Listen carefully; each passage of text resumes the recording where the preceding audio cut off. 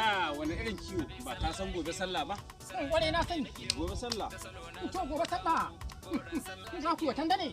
Na ai wannan da kake gani sako ne daga Honorable GM ma'ana Siraji Aminu Makera ya bada shi ne domin a yayyanka da santoci nan wannan da kake gani na santa ɗaya ne sharu guda biyu aka ba. Na ilaha illallah.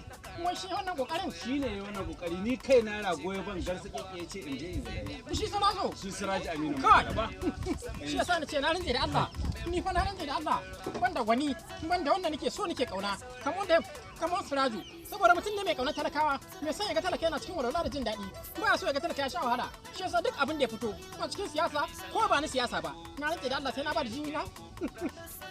Na ba da gudunmawa ta bangaren matasa da kowa.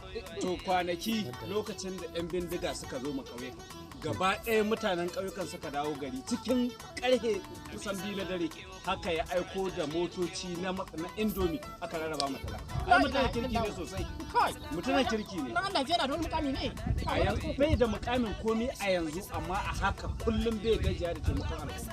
To kana gaba za mu je mu same shi dan Allah ya fito mana wata kujera ba. Ai in Allah ya so da dama mutane na ƙauyuka ma sun yi gangami domin suna so ya fito takara na sanatu na Katsina Santara. Zai fito din ko? Zai fito ma. Allah.